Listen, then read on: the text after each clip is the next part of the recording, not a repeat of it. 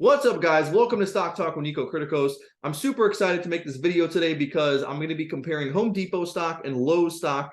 And I saw recently that Home Depot stock is down a little bit and I was interested in buying. But first, I want to compare these two companies to see if Lowe's might be the better investment, right? Well, if we go and check the stock chart for the last 5 years, Lowe's is up 114%. Okay. Home Depot is up 61%.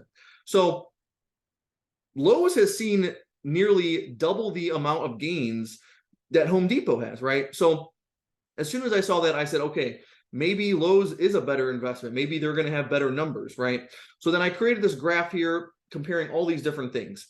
Right off the bat, we see Lowe's has averaged 7% revenue growth. For most of these metrics, I do the 5-year average. Over the past 5 years, Lowe's has done 7% revenue growth. Home Depot a little bit over 8%. So Home Depot has outperformed that metric. As for net income, 13% is good for Lowe's, but Home Depot has done 14%. So once again, Home Depot has the upper hand. As for the price to earnings, we're looking at both companies right now are trading at 17 times trailing 12 months earnings. So that's fair. But Lowe's is trading at a forward PE of 15 for what they're expected to do for the upcoming 12 months. Home Depot is trading at 19 times forward earnings, so a little bit more expensive. As for return on invested capital, we're looking at, I was very impressed with both of these companies' numbers for this because normally you see, I don't know, 5, 10, maybe 20%. These companies are doing 30, 40, 50% return on investment numbers. So that's phenomenal. But Lowe's has averaged 38%. Meanwhile, Home Depot has averaged 48%. So once again, Home Depot has done better. Equity growth, I was very surprised to see how horrible these balance sheets were. I mean, I guess it's because of the type of business they're in. It's probably necessary that they're very heavy in inventory and in properties and all that sort of stuff. But still, this is never a good sign to see these things. So for equity growth, you can't really do it because Lowe's has negative $14 billion of equity. That's very hard to find, especially for an established company like Lowe's. I was surprised to see that.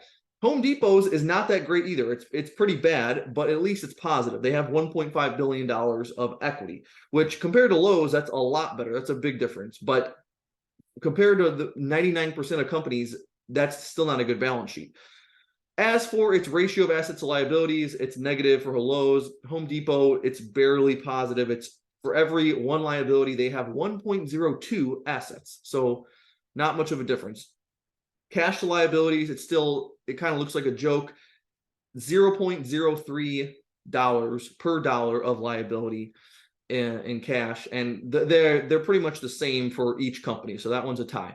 Share count decrease. They both have done a pretty nice job of buying back shares. Negative 3% for Home Depot, negative 5% for Lowe's. So Lowe's has slightly beat them in how many shares they're buying off the market. As for the dividend, Lowe's has a 2%, Home Depot has a 3%. So Home Depot is a slightly higher, but Home Depot is paying out slightly more of their earnings as a dividend. 39% payout ratio for Lowe's and a 47% dividend for Home Depot. Either way, I'm looking anywhere from 40 to 50% for a payout ratio. That's completely fine. That's nothing hurting the company significantly. So that's completely okay. But that one's almost a tie. I would probably say Home Depot's is better because even though they're paying out a little bit more of their earnings as a dividend, we're talking an entire percent, 2 to 3%. Is probably more substantial than the slight difference in the payout ratio. That's the only thing. Profit margin, again, Home Depot has definitely done a better job having higher profit margin. So all in all, we're looking at Lowe's is trading at a cheaper forward PE, which that is a good thing. But let's see, other than that, and their share count they've done a better job buying back shares. Other than that, Home Depot beats them on everything. Home Depot's balance sheet is much better than Lowe's. They've beat them slightly, but still they beat them on revenue and net income growth. And maybe that's the reason their forward PE ratio is higher, because investors are pricing that in and they're willing to pay more for the same dollar of earnings coming from Home Depot. So that That's not always, that could be a positive thing. When I look at the home, so here, if we're looking at Lowe's stock chart, you can see it's somewhere in the middle, right? It's not down huge, it's not up huge, it's somewhere in the middle. If we look at Home Depot, it's similar. See, I already have my buy order queued for tomorrow. It's similar. I would say it's definitely more on the bottom half of the graph, right? So I would think that's, or I mean, we're talking, it was the same price in August of 2020. So I feel comfortable buying in at this price right now. I understand the housing market and inflation and the people and the money that people spend at Home Depot. I understand that could take a hit in 2023, maybe even into 2024, right?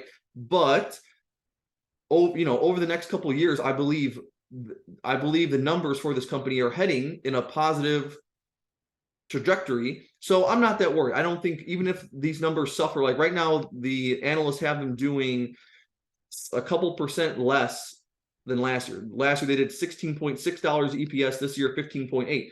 But look at, for the upcoming year, the next year after that, it's past where it was in the year prior. So I don't really see too much of a problem. I'm not too worried about taking the risk for that.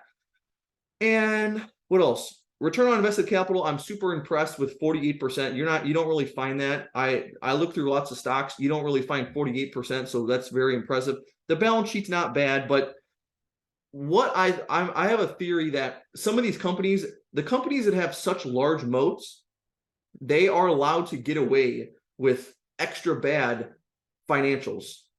Because it's the same thing for Verizon and AT&T. That's kind of how I'm looking at this industry as well. It's not going to be easy for somebody to start up a business that competes with Home Depot and takes away a large segment of their market share. It's going to be Home Depot, it's going to be Lowe's, and it's going to be Menards has a little bit, right? And then maybe there's no substantial large company coming out there to take away all of their market share. So I think companies like that, same thing with Verizon, AT&T, I think those companies are hard to steal market share away from. That's why they can get away with having enormous amounts of debt or bad balance sheets or maybe not so good return on investment numbers, things like that. I'm not saying that's okay or that's how the things should be, but I think these companies kind of get away with that because they don't face the same threats and risks that other companies do who might have a easier business model to copy.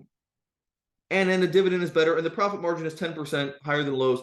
So I'm confident in going in with buying my shares right now at Home Depot at this price, and I think it's a better stock to buy than Lowe's. So thank you for watching. I will see you guys in the next video.